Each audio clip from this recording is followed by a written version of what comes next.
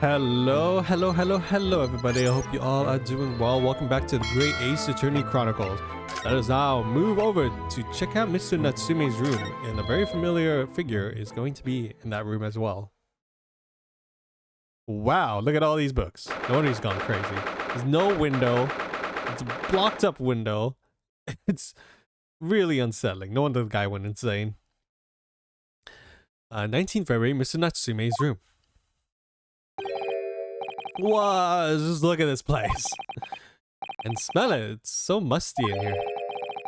I suppose it's the mountain of old books that are responsible for that. Oh my gosh, he's only been here for a week and look what's happened. I don't think I've ever seen so many books in my life. No, me neither. Me either. It's so dark here too.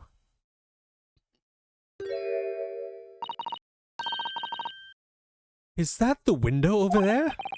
Well, it was the window, I think. Yes, once upon a time. For some reason, it's been closed up with bricks and mortar. So this is where Mr. Natsume lives? By the way, I haven't spotted Mr. Sholmes anywhere, have you?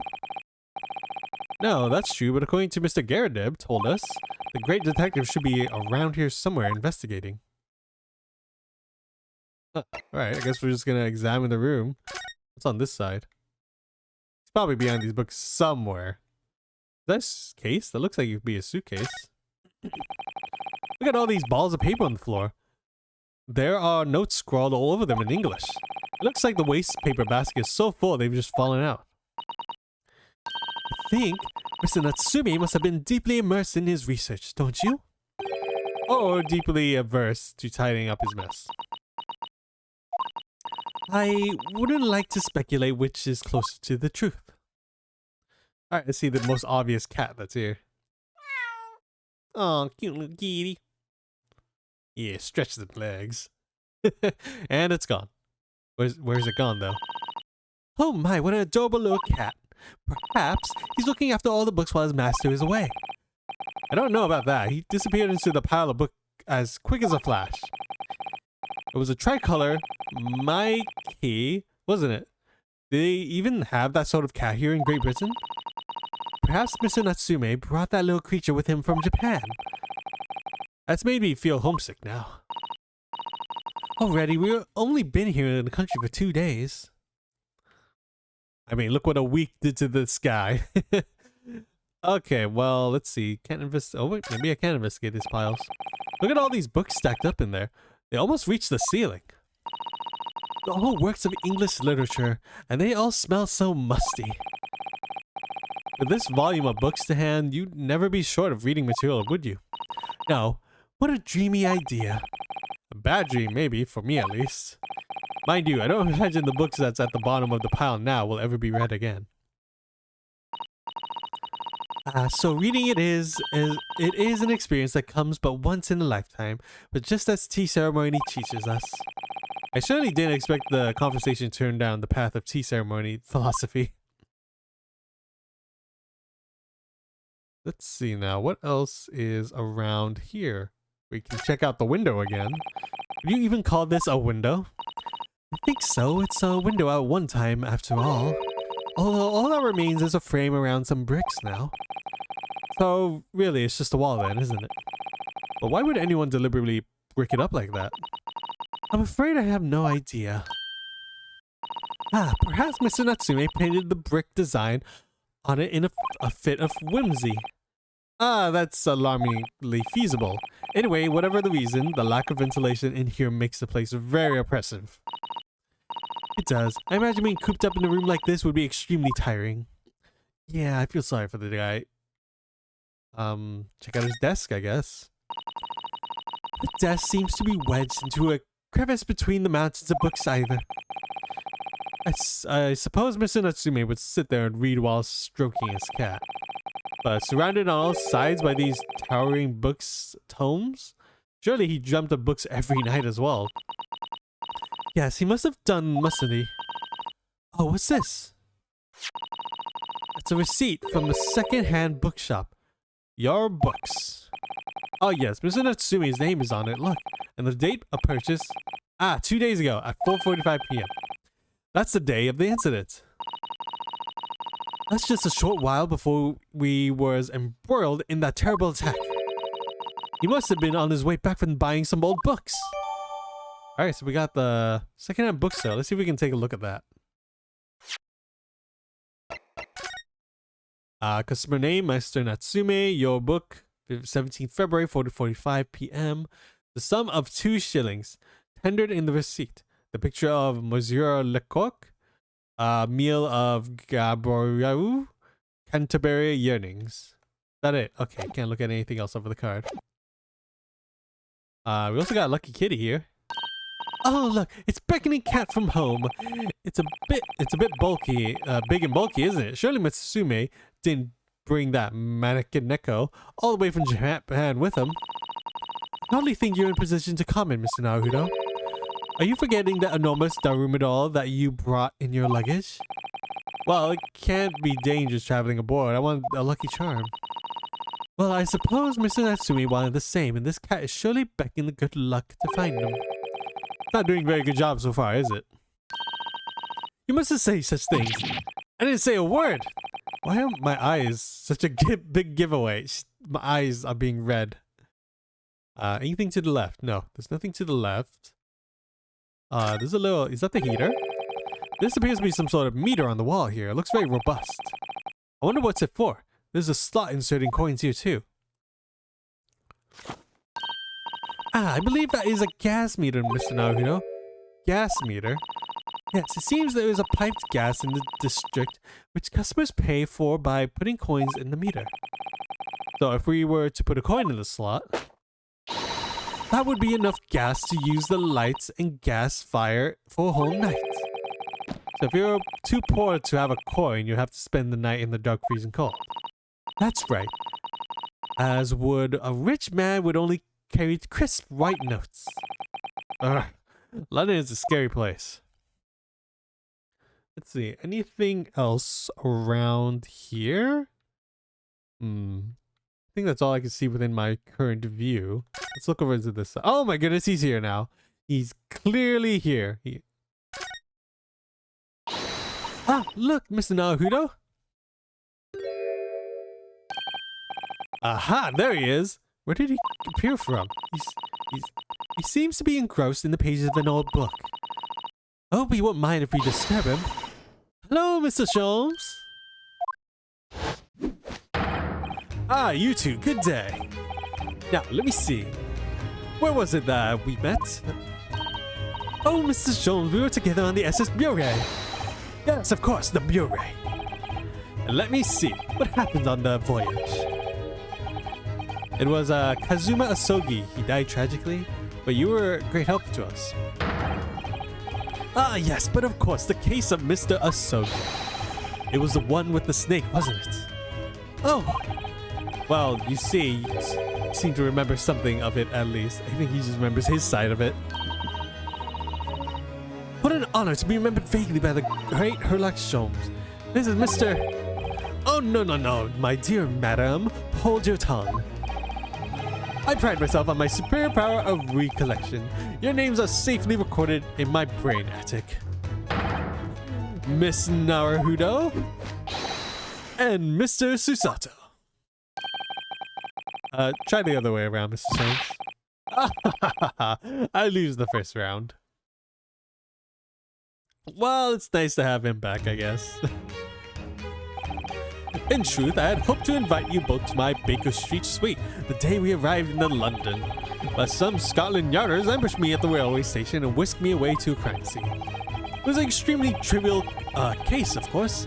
I solved it in no matter of 30 minutes. So they apprehended Soseki in that short amount of time. I'm afraid the pursuance of the new case was dulled my recollection of my past involvements a little. It is a mistake to think that one's brain's attic has elastic walls and can distend to any extent. I do my best to forget useless facts, lest they should elbow out of the useful ones. Yes, those are my own words of inimitable wisdom, you know, from an adventure entitled A Study in Scarlet. Yes, there's no need to quote yourself. I don't always remember my pearls of wisdom, but unfortunately, my associate pens them beautifully. He means Iris, I suppose. Mr. Sholmes, we have some extremely important questions to ask you about the trivial case you just mentioned. Goodness, what an earnest expression. My dear madam, I should be only too pleased in this murky room in an apt place to discuss the murky case. Okay, let's talk to him now. Mr. Natsume's arrest. We know this to be the lodging of a Japanese foreign student by the name of Soseki Natsume. It seems that you assisted in his arrest, Mr. Sholmes. The stabbing of a young woman outside here on Breyer Road. Natsume. Yes, I believe it was in the name rather along those lines. But Mr. Natsume denies it. Was it really justifiable to arrest him on so little? I'm sorry, Mr. Sato, but I have not the slightest idea what you mean. Huh? I can't believe he was looking Sasato-san squarely in the eye while feigning ignorance. I assure you, I am no merely feigning ignorance. It would appear as if a pair of you have under some misapprehension. Oh, how... He's reading my eyes. Everyone reads my eyes. My eyes are very readable, apparently. I assure you, I have no recollection of accusing your stooped compatriot of the crime. But that doesn't make sense. The good detective of Scotland Yard made the following request of me, and I quoted verbatim. We need you to assert the identity of the whereabouts of a man fleeing the crime scene. Ah, a man fleeing the scene. Okay, that makes sense. Why? There should be a number of books scattered on the pavements on the scene. With the book plates, I was quickly able to determine the bookshop from which there had been a purchase. On speaking with the proprietor, I immediately led to this address. Amateur, would you say? I believe there is a receipt around here somewhere from an establishment in question. So you don't think Mr. Natsume is the culprit then? That I could not tell you. It was in aggravating my faculties, hence why I returned here. However, this place is a trove of fascinating books. I found myself quite lost in bibliophilia. Do not be deceived into believing that I am a man of leisure. No. Oh dear. Mr. Gerbeb, the landlord.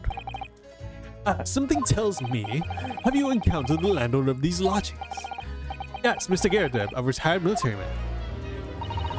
It was the first time I ever met a soldier from the great British institution that is the service. And it was the first time I've ever met a maid from the British institution that is service. I didn't think it was that funny. I do apologize. As you may well be aware, many households in London employ a maid. Yes, I've read as much in my Great Britain primer. And so conversely, whether or not a household employs a maid has come to betoken a social standing of dwellings therein. Betoken their social standing, sorry? Put simply, my dear fellow, those who employ at least a single maid are considered middle class. Those who do not are beneath that. In the upper echelons of society, of course, households employ enough staff to constitute a large family. Goodness, how extraordinary! As you can appreciate, for those on the precarious boundaries between the middle and lower classes, being able to afford just one maid is of the first importance. I had no idea. It is for precisely that reason that I find great stimulation in the situation upstairs, specifically in the retired army veteran, Mr. John Garrett. Oh. Affable as he is, the fellow is hiding something. Whether or not it imposes the circumstances of his case, I am yet unable to ascertain. I'm thoroughly lost on what he means to say. Alright, so let's talk about the dining room, I guess, seeing as it was quite a mess. The room is thoroughly suffocating for the soul, my dear fellow. I assure you, any man whose let is to dwell in a place such as this will stab somebody sooner or later. Mr. Natsume was stabbed no one. Ah, but sooner or later, as I said. I don't believe that's the issue here. About this dark little room, Mr. Sholmes. Why is there no longer a window? Do you have any idea? No window? Well, I mean, I can clearly see that there's a window of sorts. But it's been completely blocked with bricks. Ah, I see. The answer to that question is quite simple. Window tax. Window tax. What is that? Surely, not a tax on windows. Precisely that. Oh my goodness. Is that a thing? I highly doubt that. Until relatively recently, a tax was levied on households in this country by the number of their windows. That is absurd. Those with lesser means, having inherited a sizable and costly family home, perhaps rapidly closed windows up, while the rich opened the windows here and there everywhere, in an effort to curry favor with those in power by furnishing them with large sums of tax money. How awful and unjust. Indeed, disease was rife as a result. So some 40 years ago or thereabout, the window tax was abolished. Yeah, clearly not having an enclosed room with all your dirtiness not being aired out anywhere. But its legacy remains, as you see, in squalid lodgings such as these, for example. How are they not taken down? There's still the problem. I suppose Mr. Natsume's stipend for living here in London isn't very gracious, perhaps. It would appear so. I've done a little digging, and I discovered that these lodgings were offered at an extraordinary low price. Because the room is so awful, I should think. Apparently, Mr. Natsume only moved here in about 1 week ago. And yes, that's correct. However, I don't believe the low rent is explained by the shabby nature of the accommodations. Oh. Still, that is of little relevance here. A matter is still not worthy of investigating. Are you sure? I'm curious now.